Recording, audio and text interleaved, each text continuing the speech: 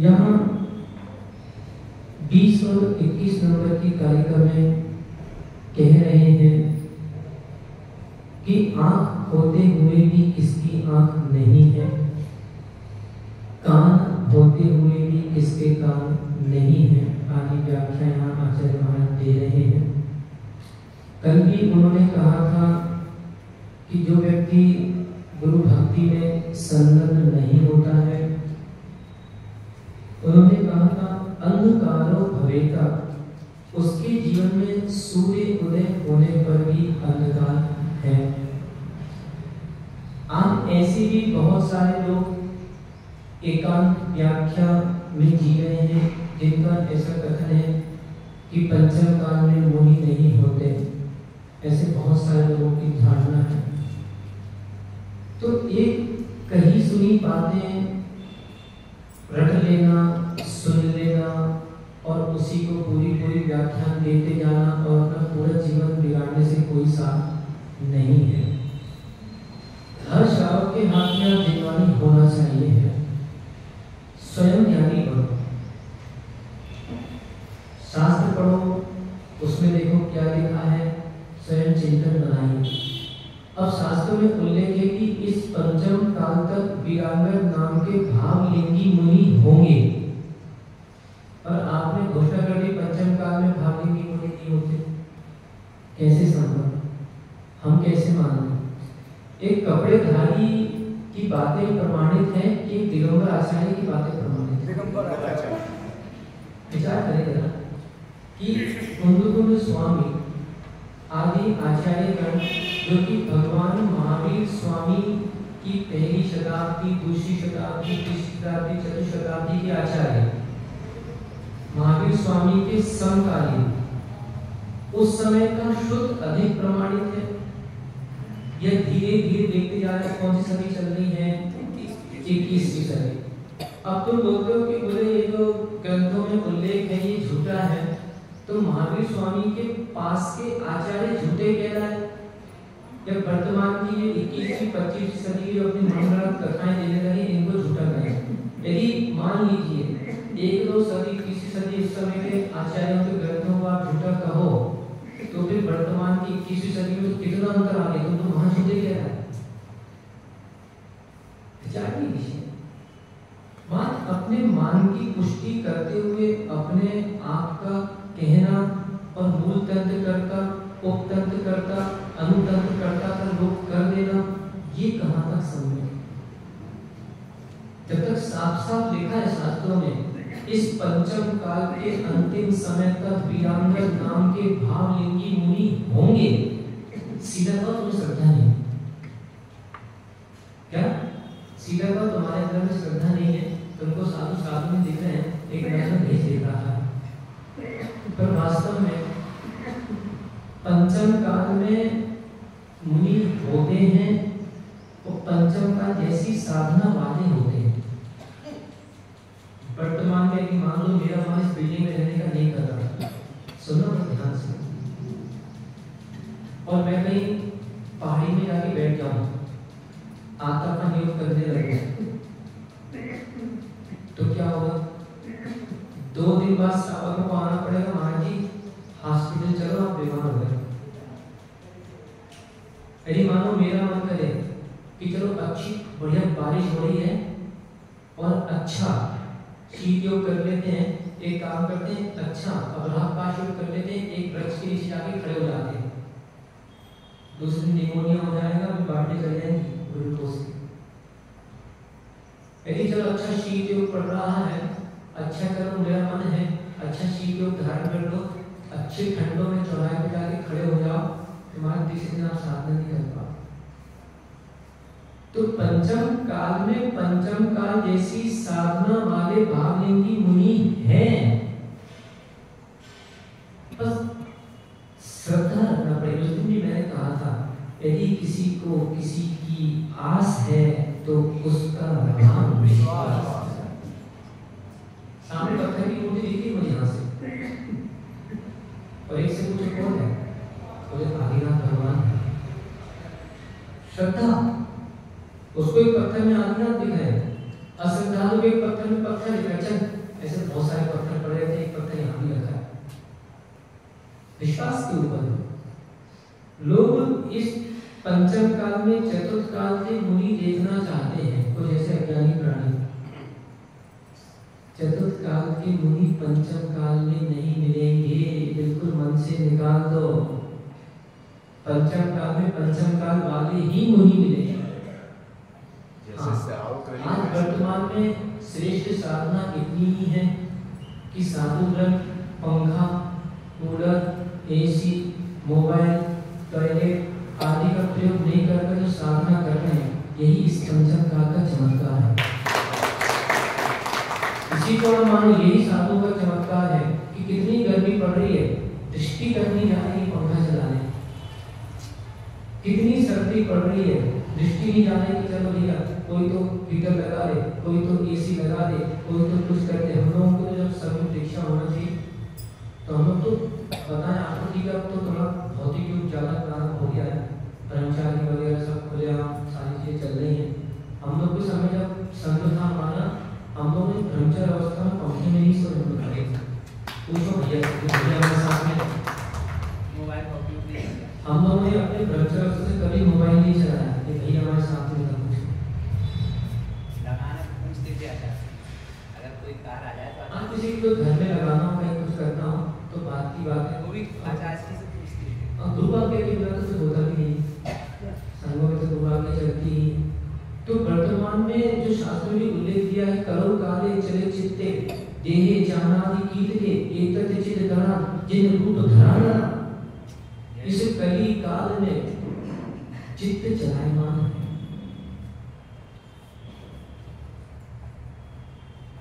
अन्न का कीड़ा बना हुआ है, तरह रहा आदमी, ये खा लो वो खा लो वो खा लो, ये कर लो वो कर लो। और इस समय में भी कम उम्र में साधु भेष धारण करने वाले लोग मिल रहे हैं, कितनी बड़ी बात है। कि 10 साल में, 15 साल में, 20 साल में कितना बड़ा नियम ले लिया कि आज के बाद हम कुछ भी अपने हाथ से उठा के खाएंगे पिएंगे नहीं। कितना बड़ा नियम। मिलेगा तो ठीक है और नहीं मिलेगा तो कोई बात नहीं, साधु के तो 2 ही पक्के मित्र हैं, एक का नाम ध्यान है, एक का नाम अध्ययन है।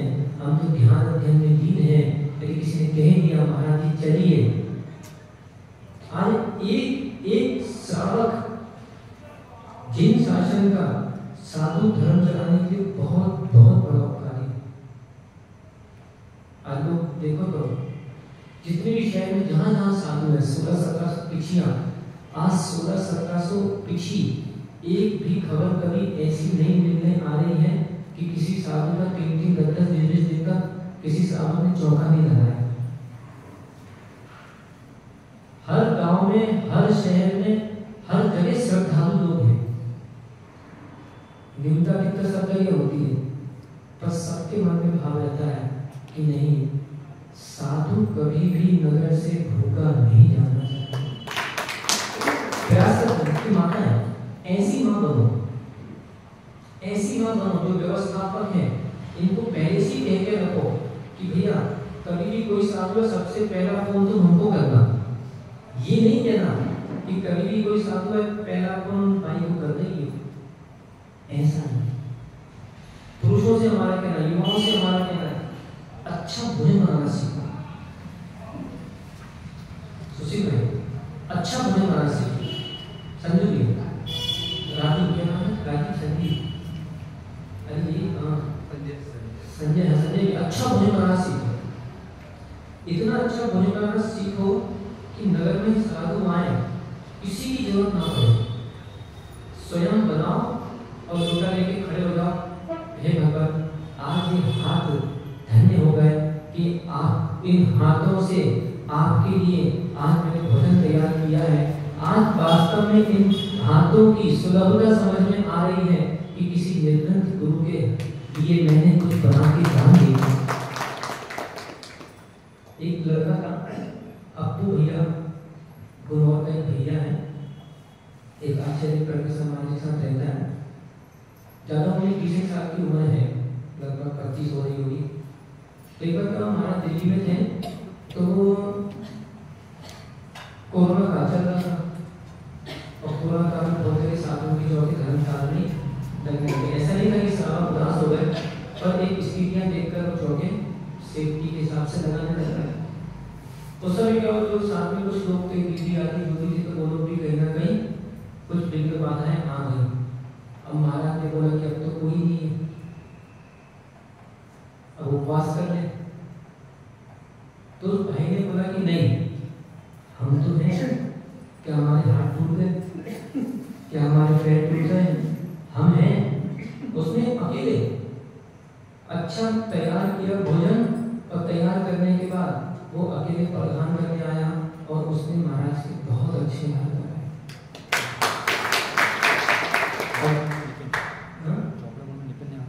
चोपड़ा को गए थे हम और महाराज अभी सम्मेलन में, आपको बताऊं सम्मेलन चोपड़ा को हम गए थे 2019 में। चोपड़ा में क्या हुआ कि जो हमारे साथ संगपति थे, सेलू महाराज के कुछ श्रावक थे, तो चर्चा हुई कि हमको 3 यात्रा करना है और हम ऊपर उठ के 3 यात्रा करना चाहते हैं, ऐसे हमारे भाव हैं। क्योंकि देखो एक गृहस्थ अवस्था बड़ी वो रहती है कि दिन में 4 बार खा लो, 5 बार खा लो, साधु की शक्ति उतनी ही रहती है। साधु देखो करना भी चाहता है पर शक्ति नहीं रहती। आज ठीक है, हम चाहेंगे कि चलो कि अगर हम जबलपुर के पूरे एक दिन में पूरे चक्कर लगा दिए जबलपुर के, हम चाहते ही हैं पर शक्ति नहीं रहती, नहीं कर पाते, बहुत सारी चीजें रहती हैं। तो क्या हुआ, ऐसा मन बनाया कि ऊपर ही रुक के 3 यात्रा कर लेंगे और फिर नीचे आ जाएंगे। संघ पत्नियों को बोल दिया कि चौका आप लोगों को व्यवस्था बना दो। तो वो कार लेके आधे रास्ते तक पहुंचे, लगभग 8-9 किलोमीटर तक डाक मेले के आसपास। तो वो मन से हताश हो गए, उनका तो जो भी व्यवस्था नहीं बनी, कुछ भी बनी, तो उन्होंने क्या किया, वो नीचे उतर आए। अच्छा, इसके पहले एक महाराज जी थे, दया ऋषि महाराज जी, ध्यान देना, कब इसकी सत्ता पकड़ जाए कोई भरोसा नहीं होता। दया ऋषि महाराज जी थे, तो दया ऋषि महाराज जी बोले, उन्होंने पता किया कि बोले यमनमुनि महाराज जी ऊपर जा रहे हैं पहाड़ी पर, महाराज जी को 108 यात्रा करना थी शिखर जी की। तो उन्होंने पता किया, तो उनके लड़के को उन्होंने भेजा हम लोग के पास, हम दर्शन कर रहे थे दूसरे मंदिरों के, तो लड़के क्या हम भी उनके साथ ऊपर आराम कर सकते हैं? तो वो देखो, तो आप कितनी बड़ी बात। तो वो लड़का रास्ते में हम लोग चल रहे थे, वो लड़का आया और कहता है कि वो महाराज जी के पास से मैं आया हूँ और महाराज जी पूछ रहे हैं कि आपके साथ आराम कर सकते हैं। हमने कहा महाराज जी कहाँ है? बोले महाराज जी उस कमरे में। हमने कहा चलो महाराज जी के पास। सीधा वो पहुंचे, उनके हाथ जोड़े, महाराज जी ये हमारा सौभाग्य होगा कि एक साधु हमारे शौके में हमारी रोटी खाने के बाद तीर्थ की यात्रा करेगा। ये उसके लिए मोक्ष मार्ग में, मोक्ष में भेजने का पाथे हमारा भी नाम आपके इतिहास में अंकित होगा। अवश्य आप आइएगा। चर्चा होगी। रात्रि को उनको महाराज से भी कहा कि कहीं कुछ गड़बड़ हो गई तो हम आपको समाचार दे भी देंगे। रात को 9 बजे संध्यापति का समाचार आ गया कि महाराज जी ऊपर चौका नहीं करता। सुबह चढ़ गए पहाड़ी पे, उसमें पन्ना के नितिन भैया, बहुत अच्छा परिवार है, जिन्होंने अभी आचार्य विभा सागर महाराज जी को एक बार गोमतेश्वर की यात्रा कराई परिवार में, जिन्होंने अभी आचार्य भगवान हमारे गुरु महाराज का पूरे संघ का गया से लेकर पन्ना तक बिहार कराया। ऐसा बहुत अच्छा परिवार है पूरा, नरेंद्र भैया उनके पापा और भट्टे भैया उनका पूरा परिवार। तो नितिन भैया, पारस भैया पन्ना, नितिन भैया, ललित भैया उज्जैन और संघर्ष ब्रह्मचारी भी थे, कुछ थे। तो अब हम लोग ऊपर चढ़ने लगे तो हम लोगों ने निर्णय किया कि अब ऊपर भोजन तो मिलना नहीं है, तो एक काम करो, खबर तो आई हुई थी, तो हमने बीच में चला कि चलो अपन वापस अब अपने को चलना पड़ेगा। महाराज जी दया ऋषि महाराज जी ऊपर फिर मिल गए, क्योंकि रात को 9 बजे हम लोग को समाचार दे दिया था कि महाराज जी क्षमा कर दीजिएगा, ऊपर व्यवस्था नहीं कर पा रही है, आप क्षमा करना। सुबह रास्ते में महाराज एक यात्रा कर रहे थे और उल्टी दूसरी करके महाराज रास्ते में मिल गए। बोले महाराज जी मैं थोड़ा सा गुड़ लेके आया हूँ। साधु साधु का वात्सल तो देखो आप, क्या वात्सल, क्या प्रेम। बोले महाराज जी मैं थोड़ा सा गुड़ लेके आया हूँ और कुछ मैंने लड़कों से बर्तन रखने को बोल दिया। मेरे साथ जो लड़के चल रहे हैं, अपन एक काम करते हैं, चोपड़ा पुल पे थोड़ा बहुत जो भी मिलेगा अपन वहाँ पे आना कर देंगे। हमने कहा जी महाराज आपकी कृपा, हम यही चाह रहे थे, हम आपका उपकार नहीं कर पाए, पर आपकी तरफ से हमको उपकार ही मिलता है, परस्पर करो जीवन। फिर हमने निर्णय कर लिया, हम आगे हम इस तरफ थे, महाराज पीछे, तो हम लोग रास्ते में टकरा गए। तो हमने कहा कि अपन कहीं पे हाथ करना है, तो महाराज ने भी नितिन भैया नीचे, दलित भैया उज्जैन, बहुत अच्छे श्रावक है जो कि पूरे देश में तीर्थ यात्रा कराते हैं। उनकी उज्जैन से बसें चलती है, पूरे देश में तीर्थ यात्रा कराते हैं। वो अभी आए भी थे अपने संजीव नगर में। तो उनको समाचार दे दिया कि ऊपर ही चोपड़ा पुल पे आह करना है, तो आप कुछ सामग्री वगैरह ला सकते हो तो लेके आप। तो वो रुके नीचे इसलिए थे, उन्हें कह दिया था महाराज जी पहाड़ी पे कोई भी, मैं आपके साथ पहाड़ी पे नहीं जा रहा, मैं नीचे रुका हूँ, आपको कोई भी समस्या मुझे एक फोन करना, आधे पौन घंटे में मैं आपके पास मिलूंगा। उनको फोन दे दिया कि ऊपर आना है। वो एक बैग में, पिट्ठू बैग में काजू किशमिश लेके वो सीधा मोटरसाइकिल से एक आधे पौन घंटे में चोपड़ा में पहुंच गए। अच्छा निर्णय हो गया, महाराज ने बोला था कि ऊपर आना करना, निर्णय हो गया था। महाराज तीसरी परिक्रमा में दया ऋषि महाराज फिर मिले और फिर हमको बोले, हम पार्श्वनाथ के टॉप के आसपास नहीं थे, बोले महाराज जी अब मैं थक गया हूँ और मैं सीधा नीचे जा रहा हूँ, ऊपर आप नहीं कर रहे। हमने कहा फिर पढ़ भी सकता, फिर कुछ नहीं, फिर मन में भाव बनाया कि अपन लोगों को तो आहार करना ही है। नितिन भैया के, पारस भैया थे और ललित भैया के समाचार दे दिया था कि चलो भी अपन आ करें। तो उन्होंने चोपड़ा उनसे कुछ फल वगैरह वहाँ मिलते हैं, पार्श्वनाथ की टॉप के पास कुछ जाम फल मिलते हैं, कुछ चीजें मिलती हैं, तो उन्होंने कुछ फल वगैरह वहाँ से ले लिया अपने पैसों से। अच्छा चोपड़ा में उस समय बंद चल रहा था, केस चल रहा था कि भाई कोई भी वहाँ पे रुकेगा नहीं, कुछ नहीं कर सकता। पर एक आदमी था, उसके हाथ में बोले कि भैया साधु बंदे बंदे के लिए तो कुछ करो। तो ठीक है चलो, थोड़ा गैस चूल्हा मिल गया, उसका पानी ये लोग यहाँ से ले लिया।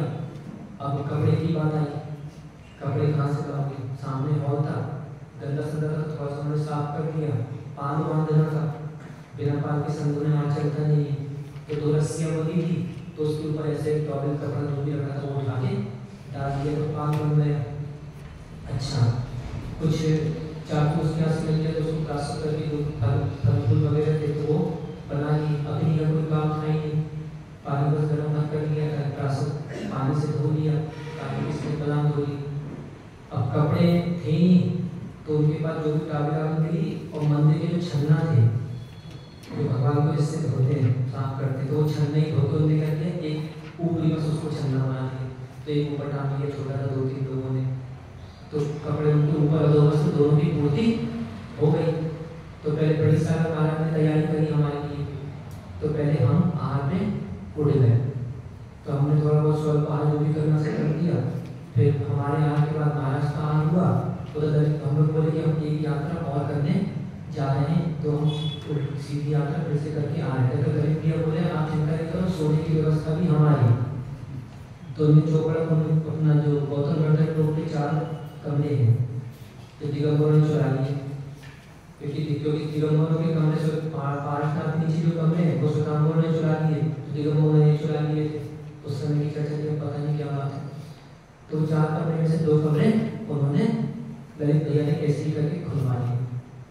अब चटाई के बेड चाहिए, चटाई के बेड कहाँ से आएंगे, तो फोन किया भैया चटाई के बेड चाहिए, तो ऐसे आदमी को भेज दिया कि वो सिर पे रख के लेके आना 9 किलोमीटर, और रात को 9 बजे, तो के प्रकार में चटाई का बैग भी रात को आ गया।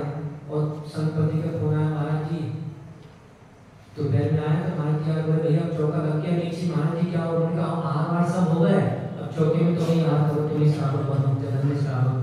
तो दूसरे दिन यात्रा की, तो एक दिन में 2 यात्रा हो गई सीधी उल्टी, और दूसरे दिन सुबह 5-5 बजे ऊपर पहाड़ी से निकले, तो एक यात्रा करते हुए हम भी नीचे पहुंच गए। ऐसे 3 बंधना संदेश करने की हो गई कि बहुत अद्भुत एक यात्रा रही है। तो इस प्रकार से वर्तमान में भी ऐसा नहीं है, परस्परोपग्रह जीवन नाम का संदेश देने वाले बहुत सारे लोग हैं।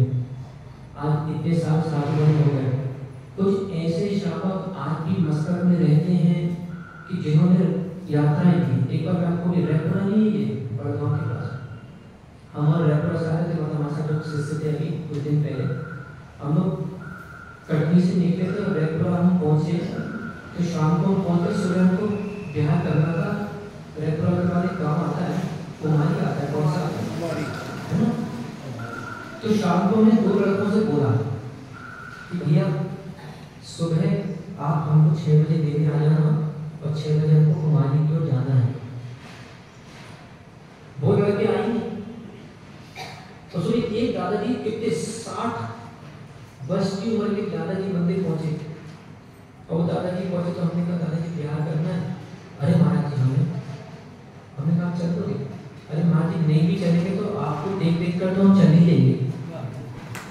और वो दादाजी ने अकेले एक कमंडल उन्हें हमारा पकड़ लिया, शिष्य जी ने अपना कमंडल स्वयं पकड़ लिया, और हम 3 लोग लगभग 15 किलोमीटर अकेले उन्होंने हमको पूरा बढ़िया बिहार करा दिया। आचार्य प्रसन्न मना का नाम आपने सुना होगा, प्रसन्न सागर मना, अंतर मना। उन्होंने मोबाइल पे बहुत अच्छी बात बोली थी, मुझे किसी गृहस्थ ने बताई थी, तो देखो जो बात बोले उसका कभी नाम नहीं छुपाना चाहिए, ये कभी नहीं कहना चाहिए हमारे वाक्य हैं। वो आचार्य महाराज ने बहुत अच्छी बात बोली थी, तपस्वी सम्राट कहलाते हैं। सुख में जो साथ दे वो रिश्ते होते हैं, और दुख में जो साथ दे वो रिश्ते होते हैं। रिश्ते हमने बहुत बनाए, अनादि से बनाते चले जाए, फरिश्ते बन गए। ये कभी मत सोचना ये कौन से साधु हैं, ये कभी मत सोचना ये कौन से श्रावक हैं। कभी श्रावक साधु में भेद करते हुए पर्याय दृष्टि छोड़ते हुए जीव दृष्टि भी रखना। हाँ ये जीव है, और परस्पर जीवा नाम जीव का कर्तव्य है जीव के प्रति उपकार करना। देखो सरकार भी होती है, एक कैदी जो जेल में कैद होता है, यदि उसकी भी उम्र कैद है, भले उसने मर्डर किया, भले उसने रेप केस किया, भले उसने कुछ किया, पर बाद में यदि वही व्यक्ति परिणामों को शांत कर लेता है तो सरकार भी बोलती है नहीं बहुत अच्छा आदमी है, इसकी उम्र कम कर दो, इसको छोड़ दो। जब एक सरकार कर लेती है तो हम समाज सामने रहते हैं, कोई बात नहीं, हमारी इससे ये हो गई, उससे वो हो गई, उसने ऐसा बोल दिया, उसने वैसा बोल दिया, हाँ भैया बोल दिया। जब सरकार क्षमा कर देती है इतनी बड़ी, हमारे गुरु जब हमको क्षमा कर देते हैं तो हम कौन हैं?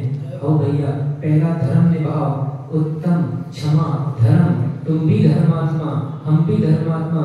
हाँ भैया, क्षमा करना, आप फिर से नया जीवन प्रारंभ करें। वास्तव में इसका नाम धर्म। ये सब कौन बताएगा? ये सब कौन बता रहा है? ये सब कौन बताएगा?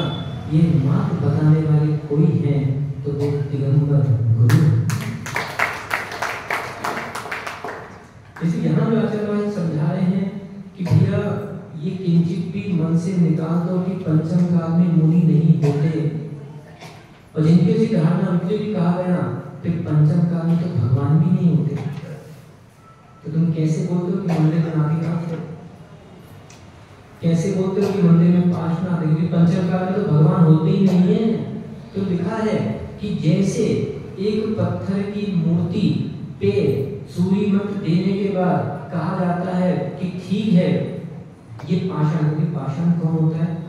पृथ्वी का एक इंद्रिय मिथ्या दृष्टि। पाषाण कौन होता है? पृथ्वी का एक इंद्रिय मिथ्या दृष्टि। यदि मैं उसको पत्थर देखता हूँ, एक इंद्रिय देखता हूँ, मिथ्या दृष्टि देखता हूँ, तो मेरे कभी हाथ जोड़ने के भाव नहीं आते। इसलिए लिखा है कि हे श्रावकों, जैसे एक पत्थर एक पाषाण की प्रतिमा में स्थापना निक्षेप से देखा जाता है कि ये एक भगवान है, और एक पाषाण को जैसी स्थापना करके पूजा जा रहा है, ऐसे ही इन पंचम काल के मुनियों में चतुर्थ काल की स्थापना करके इनको पूजो। इन कारिकाओं का हम कैसे लोग करते हैं? क्या हम किसी की मन गढ़ंत बातें मानकर उनकी बातों में आकर अपनी श्रद्धाएं हटा लें? और चोर चोर मौसे भाई की कहावत कहाँ जाएगी? पंचम काल के जब श्रावक नहीं बचे तो पंचम काल के साधु कहाँ से होंगे? जब चतुर्थ काल के श्रावक नहीं बचे तो चतुर्थ काल के साधु कहाँ से होंगे? बस इतना ही है कि वर्तमान में भी देखो, घर त्याग दिया है, पंखा कूलर एसी दुनिया की चीजें त्याग दी हैं, और अपने ज्ञान ध्यान में लीन है। अब इससे बड़ी साधना और क्या करने? तो साथ में ये भी लिखा है कि पंचम काल में जंगल वास निषेध है, जंगलों में साधना नहीं कर सकते। एक लड़का था दुर्ग का, मैं आपको घटना सुनाऊं, आचार्य महाराज समय बहुत पुरानी बात है। तो उसने कुछ उसको आगम का थोड़ा अपच हो गया, और उसने कहीं ना कहीं किसी की व्याख्या सुनी कि पंचम काल में मुनि नहीं होते, आदि आगे जंगलों में रहना चाहिए मुनियों को। तो वो रास्ते में आचार्य महाराज से बोलता चला जा रहा कि बोले क्या है, आप लोग नगरों में रहते हो, सिटियों में रहते हो, धर्मशाला में रहते हो, जंगलों में आकर थोड़ा साधु बनो ना। मैंने बोला श्रावक को कभी कभी विवेक हो के कुछ भी जो मन में आया सो बोल देता। सोचो तो क्या बोल रहा है, किससे बोल रहा है? कुछ नहीं, महाराज मौत। और थोड़ी देर हुई कि जंगल रात हो गई तो जंगलों में रुकना, और क्योंकि आशीषिका है गर्मियों को जंगलों में रहते, काम कभी खेतों में रुक जाते और निकल जाते। अब एक ऐसा जंगल मिल गया जहाँ पे थोड़े बहुत पेड़ आदि भी थे, तो वो लड़का भी वहीं पे साथ में रुक गया। अच्छा, पार्टी की गाड़ी आ नहीं पाई, तो सब लोगों ने साथ में 3 4 5 साधु थे, मुझे पूरी तरह याद नहीं आ।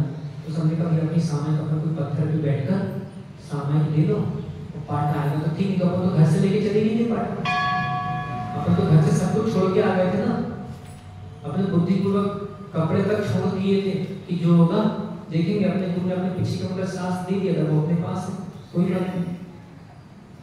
तो कुछ देर में पाटे आ गए और साधु तो विश्राम में हो गए। अब वो जो लड़का था, अब वो रात भर यहाँ से वहां भागा, अच्छा थोड़ी देर बाद उसको कुछ एक आवाज भी आई, तो उसको लगा कि शेर वेर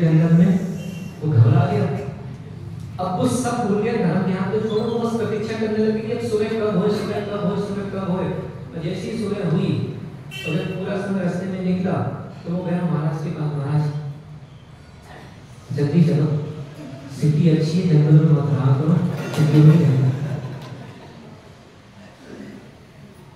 तो ऐसा होता है, कभी कभी क्या होता है, हम बहुत सारी बातें बस करते हैं पर कुछ कुछ दृष्टियां प्रायोगिक होती हैं। आज साधुओं को देखो आप, कितनी बड़ी साधु लगता है कि दो पैर पे जमीन पे खड़े होकर अच्छे दोनों हाथों से रबड़ी खा रहे हैं, पर देखो वो रबड़ी खाने में भी कितना शारीरिक और मानसिक संतुलन चाहिए, वो तो सोचो आप। कोई छोटी मोटी साधना नहीं है। एक महाराज जी थे अभी कलकत्ता में, उस साल अभी लगभग 2 साल 3 साल पुराने बता रहे, वो उनको कुछ रोग हो गया था वो महाराज को, और 3 से 4 साल तक उनको ऐसा रोग था कि वो अपने बल से खड़े भी नहीं हो पाते थे वो महाराज। कोई रोग का नाम याद नहीं आ रहा। तो कलकत्ता की समाज ने क्या सेवाएं दी। देखो मात्र उन्हीं साधुओं के पीछे मत दौड़ना, उन्हीं साधुओं के पास भी भड़का मत लगा लेना, जो अच्छे प्रवचन का, जो अच्छी पढ़ाना लिखाना जानते हो या जो जैसे भी हो। जो ये सब नहीं भी जानते तो शास्त्र में लिखा है निगंठे पव्यने निर्ग्रंथी प्रवचन है, साधु मुद्रा देख लो, त्याग करना सीख लो। अब महाराज मुंह से क्या बोल दे, दिखा तो रहे कि भैया घर छोड़ दिया, परिवार छोड़ दिया, सब कुछ छोड़ दिया और विरक्त होकर जीवन जी रहे। अब इससे बड़ा प्रवचन क्या होगा। कभी कोई ऐसे साधु भी मिल जाए जिनको प्रवचन करना भी नहीं आता हो, कोई ऐसे साधु भी मिल जाए जिनको पढ़ाना लिखाना भी नहीं आता हो, पर ये तो देखो चारित्रधारी है कि नहीं। ज्ञान से तो मात्र पढ़ने लिखने से तो केवल ज्ञान ही होता है, पर जब तक चारित्र की पूर्णता नहीं होती तब तक सिद्ध अवस्था की प्राप्ति नहीं होती। चारित्र श्रेष्ठ है, पर क्या करे आजकल की जनता के लिए।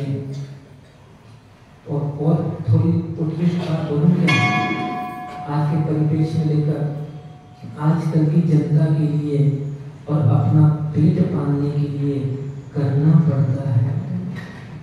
साधु जीवन बड़ा विचित्र हो गया आज के परिपेक्ष में, क्या करें। पर यहाँ आचार्य महाराज कह रहे हैं कि हे श्रावकों, गुरु भक्ति रखो, श्रद्धा रखो, लिंग को पहचानो। अपन करेंगे, कल भी चर्चा करेंगे। कल अपन द्रवलिंग क्या होता है और भावलिंग क्या होता है इसकी चर्चा मुझे कल याद है, क्योंकि जिन लोगों की ऐसी धारणा है कि ये द्रवलिंगी ये भावलिंगी, उनसे हमारा छोटा सा प्रश्न है कि भाई साहब ये तो कर्म नियम का विषय है और तुम सर्वज्ञ हो नहीं, तुमने कर्म प्रकृति कैसे पहचानी। करेंगे ये कर्म नियम के विषय में चर्चा करेंगे। आज यहाँ आचार्य महाराज को समाप्त कर लेते हैं। यहाँ आचार्य महाराज कह रहे हैं हाथ जोड़े, ये पठन्ति न शास्त्रम सद्गुरु प्रकृतिकृतं तिन्दासा चक्षुषोऽपीह संभाव्यते मनीषिभिः मन्येन प्रायशस्तेषां कर्णाश्च हृदयानि च येरभ्यासेन शास्त्रम् आश्रितं नावधारितम्। आचार्य महाराज कह रहे हैं ये पठन्ति न शास्त्रम, जो व्यक्ति गुरुओं के द्वारा प्ररूपित शास्त्रों को नहीं पढ़ते, इसलिए मैंने आप लोगों से कहा है स्वाध्याय करो। जितनी हमारी नई पीढ़ी बैठी है, बालक बालिकाएं, पढ़ने की आदत डालो। एक तरफ कर्म शास्त्र कर्म जिम्मेदारियां पढ़ो अपने स्कूल विद्यालयों की, ताकि वहाँ भी प्रसिद्धि हो सके। एक तरफ धर्म शास्त्र पढ़ो ताकि यहाँ भी प्रसिद्धि हो सके। यहाँ चलना दिख रहे हैं कि जो व्यक्ति गुरुओं के द्वारा प्ररूपित समीचीन शास्त्र को नहीं पढ़ते, तेंधा उसके दोनों नेत्र होने पर भी वो अंधा है। और क्या लिख रहे हैं, मंदे न प्रश्कशाम कर्णाश्च हृदयानि च। ये तो बहुत पुण्यात्मा है जो यहाँ प्रतिदिन प्रवचन में आते हैं। बहुत पुण्यात्मा जीव है कि कम से कम ये श्रद्धा है, ये भाव है कि चलो भैया दुनिया की बातें सुनी, चलो कोई गुरु मुझसे देशना सुन ले, यहाँ लिखा जो गुरु के समीप में ना शास्त्र को सुनता है, जिन्होंने शास्त्र को नहीं सुना, और हृदय नीचा, हृदय में भी जो धारण नहीं करता, ये अभ्यास से गुरु शास्त्र न धारणम, उसके ना तो कान है और जो हृदय में नहीं ले जाता उसका हृदय भी नहीं है। तो शाम को अपने कानों को, अपने हृदय को, अपनी आंखों को हम वास्तविक हृदय बनाएं। एक छोटा सा सूत्र आज के प्रश्न याद कर लो, आओ मिलकर। बढ़िया यदि मन हो तो कहीं लिख देना, ताकि होता है कभी कुछ शब्द लिखे मिल जाए तो व्यक्ति के अंदर कसाई भी रहती है तो वो उसको करके मिल लेता है। एक छोटा सा याद करो, आओ मिलकर सब मिल जाए, एक नया इतिहास बनाए। बोलो अच्छे से, आओ मिलकर सब मिल जाए, एक नया इतिहास बनाए।